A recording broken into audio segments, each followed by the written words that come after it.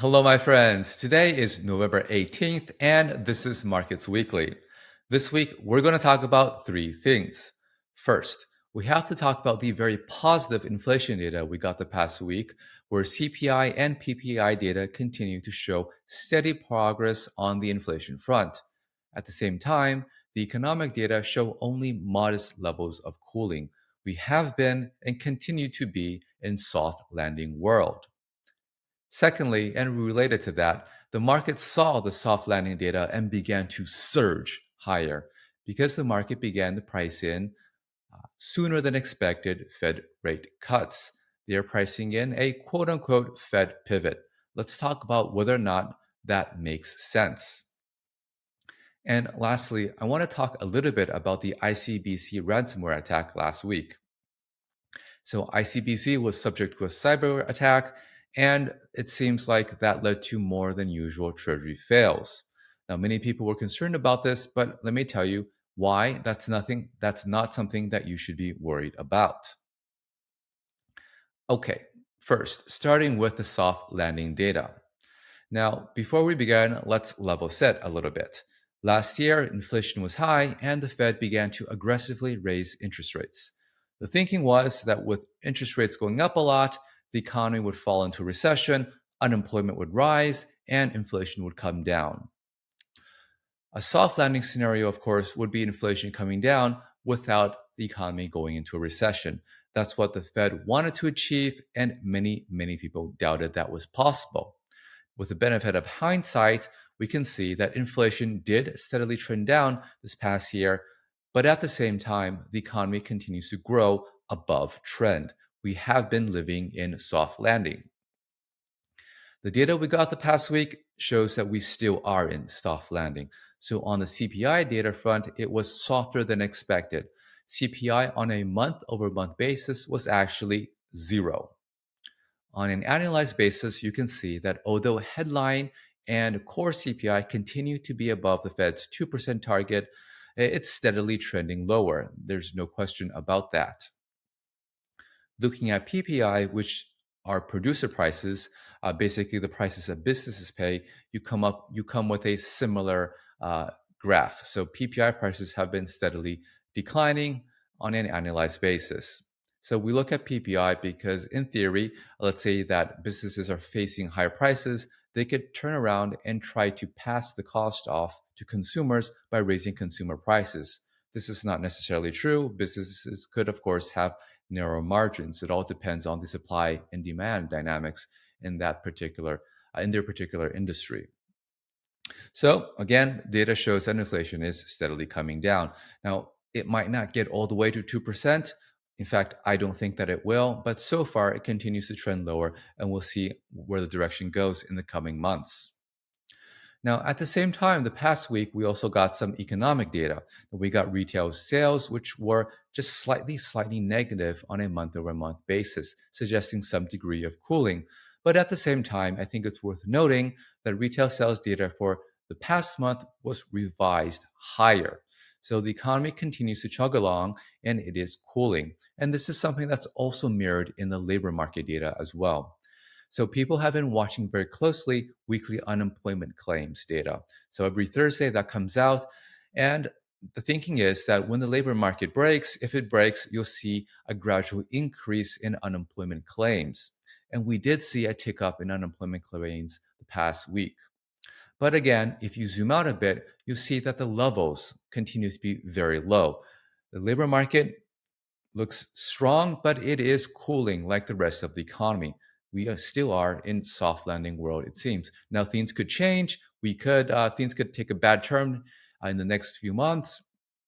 I don't know, but I think though that basically everyone who has been calling for a hard landing over the past year has been really wrong. And so when we look forward, it seems that we have to be a bit more circumspect. Maybe the way that the things work are not what we expect. So looking over the past year, it seems to be my base case is that a soft landing continues. After all, we continue to have what appears to be a strong economy that continues to be supported by significant amounts of fiscal spending and potentially Fed rate cuts next year, which brings us to our next topic. So the market saw the soft landing data last week and reacted very strongly. Now, first and foremost, you can see this in the risk markets. So equity markets surged higher. And you can also see this in the dollar selling off aggressively. And the underlying cause of all this, I think, is that the market is beginning to price in sooner than expected Fed rate cuts. Now, the way that professionals look at this is through something called short term interest rate futures, specifically SOFR futures, which are just a bet as to where short term interest rates will be in the future. Now, um, before last week, the market was thinking the first Fed cuts may come sometime in the second half of next year. Now the market is thinking cuts can come as soon as March. Now, this should not be a surprise to you because I wrote about this last month in my blog, and I've been talking about it for the past few weeks. So, looking at short term interest rate futures, you can see a very, very clear uh, pulling forward of expected Fed rate cuts, and that is beginning to goose the markets a bit. Now, why would the markets price this? Well, they would price this because inflation is really coming down under control sooner than expected. Now, if you're listening to the Fed over the past few months, they've been telling you that they look at the world through the lens of real interest rates, not nominal. And what are real interest rates? Real interest rates are nominal interest rates minus expected inflation. And then expected inflation, difficult thing to measure, but it's strongly related to the inflation people are experiencing today. So, as inflation comes down, you'd think that expected inflation would also continue to trend lower. So, if you keep nominal rates constant, what happens is that real rates continue to increase, which kind of doesn't make sense, right? If the economy is slowing, if inflation is getting under control, you really wouldn't want to further tighten monetary policy. You would probably want to ease a bit or at the very least keep it where it is. So, based on this logic, if inflation is coming down steadily, then it would make sense for the Fed to adjust their stance of policy. No, not adjust their stance, sorry, my mistake. To cut rates slightly, adjust monetary policy a little bit to maintain their current stance of restrictive policy, to maintain the level of real rates. That seems totally logical to me, and I think that's what the market is pricing in now. Uh, Now, there are also very smart people who think this is not the right way to look at it. These smart people would tell you that if the Fed were to reduce interest rates a little bit next year, well, that could be bad because one, that could cause economic activity to reaccelerate and make inflation more difficult to get rid of. And secondly, that it could cause financial assets to surge, which of course would also make inflation more difficult to get rid of. I think these are very good arguments, but I'm not really bothered by them. Uh, so the argument that stronger economic activity would reaccelerate inflation is makes complete sense, and that's really what you would be reading about in textbooks. But it just hasn't been the case for the past year. Remember, third quarter GDP printed at 4.9% annual rate. It was bonkers. And the whole year, we've been growing above trend. But also, the past year, inflation has been steadily coming down. That relationship between economic growth and inflation doesn't seem to be very strong. Now, I think Chair Powell still thinks that he needs to see some weakness in the labor market and maybe the economy to feel comfortable that inflation is on the right path. But I'm getting the sense that he's a bit more open minded now simply because the facts compel him to. Now, the second thing is whether or not rate cuts would goose the markets and make inflation more difficult to control because, well, if the stock market is going to the moon, everyone has more wealth to spend, right? Now, I think that's totally reasonable as well. And indeed, if you look back the past few years, you can see that, well, you had the crypto boom, you had all these Ferraris with BTC and on their license plates. I think there is some connection between wealth and economic growth and inflation. But we also have to be mindful of the experience after the great financial crisis. Ben Bernanke wanted to have a huge wealth effect, and tried to goose the economy by creating a big asset price bubble. And indeed, the stock market went up a lot after the GFC for several years, but growth and inflation remained relatively tame. So that connection between asset prices and economic growth and inflation, it's there, but it's also not super clear to me as well. Um, Again, these are all good arguments, but and I think that's what's going to keep the Fed from easing. Of course, they're not going to change the monetary policy to be more accommodative, but I don't think those are good arguments against maintaining the stance of monetary policy. And to maintain the stance of monetary policy, I think you'd have to adjust nominal rates in line with declining inflation. Remember, keeping real rates steady. So, my base case continues to be a rate cut in March, which is what I also mentioned over the past few weeks. Now, I've heard some confusion about this. How can I say that, let's say, Fed is going to cut rates next year, and yet the 10 years continuing to rise? Well, I actually believe both things will happen. So uh, you could have a few rate cuts next year just to adjust the stance of monetary policy, but you could still have the 10-year continue to rise simply because of supply and demand dynamics. The way that you can think about this is an expansion of term premia. So if you are professional and you're looking at longer dated interest rates, you could break them down into two components. One, of course, is an expectation on the path of policy, that is what the Fed is doing, and the other is just an extra premium. So, what's been happening over the past few months is that the market's stance of policy until the past week hasn't changed a lot, and yet the 10-year yield has gone higher. That's just the expansion of the term premium. You can measure this through something called swap spreads, where you take the difference between where the 10-year is trading and where the market is pricing in the path of 10-year overnight rates. Now, from this chart, you can see that the swap spreads have become increasingly negative over the past few months. Gave back a little bit, but it's still trending downwards. The more negative that is, and that means that the 10-year yield is rising not because of expectations of what the Fed is going to do, but supply and demand dynamics in the market. I think that will continue. And so I still think that next year we will have the 10-year yield above 5% and probably above 5.5% as well. So there's going to be a curve steepening. Okay, now the last thing I want to talk about is the ICBC hack that happened last week.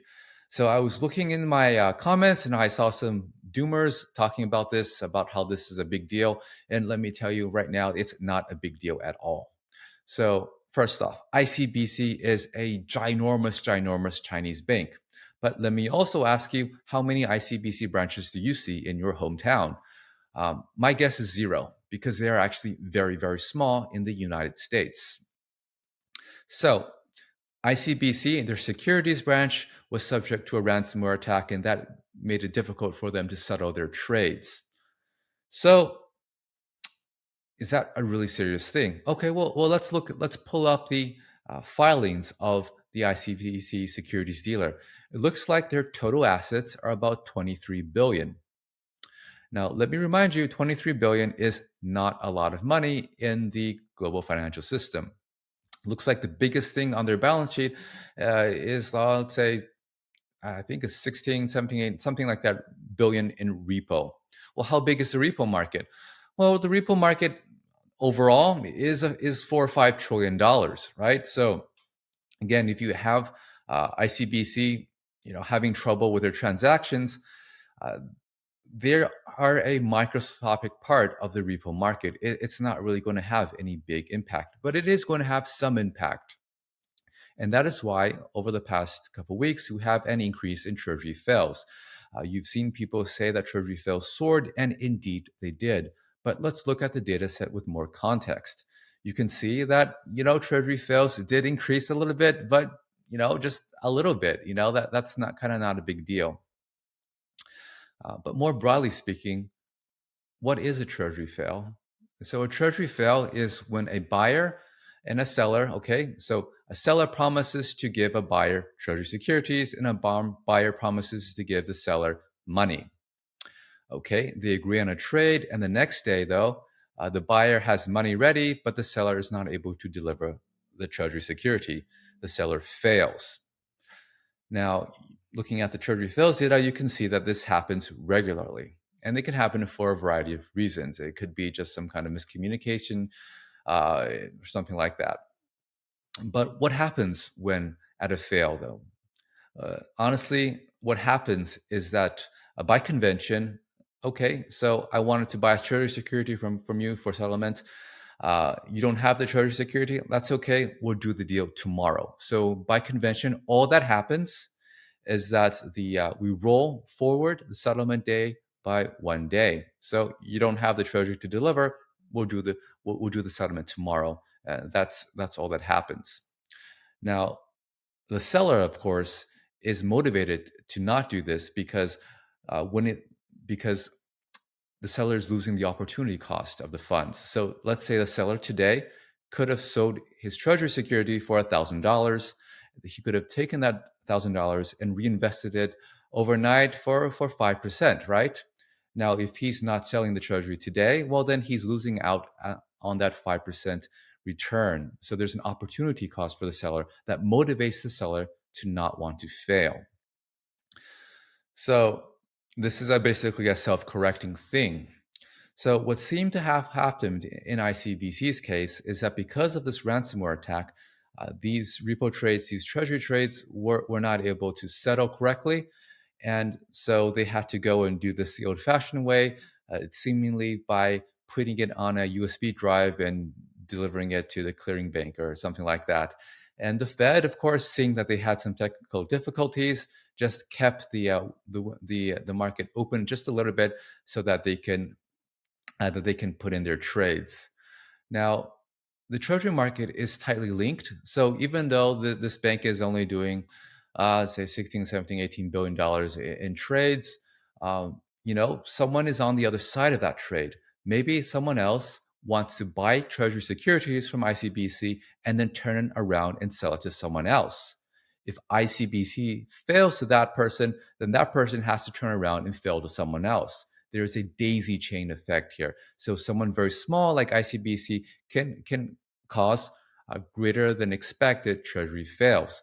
But then again, at the end of the day, all that happens is that you settle the next day. And to be perfectly clear, if you really, really want to get the treasury, you can actually borrow it from the Fed. The Fed has a special facility called the Securities Lending Facility that is designed to help dealers uh, through these problems. So, this is really not a big deal. ICBC, small bank, treasury fails, not a big deal. Seen it 1,000 times. In fact, we had a really big problem back in 9/11 when the Twin Towers went down, and you basically had dealers have their entire computer databases destroyed, and yet the treasury market, uh, you know, with the help of the official sector, still struggled through. So this is something that the Fed and everyone else is well equipped to deal with. I wouldn't worry about it at all. Okay, so that's all prepared for this week. Thanks so much for tuning in. If you like what I'm producing, remember to like and subscribe. And if you're interested in my latest market thoughts, check out my blog, fedguy.com, or my market courses at centralbanking101.com. So this coming week is Thanksgiving week. I'm not sure if there's anything to talk about in markets. It's usually a very quiet market, so it's possible that we may not have an episode next week. I will see. All right, talk to you guys soon.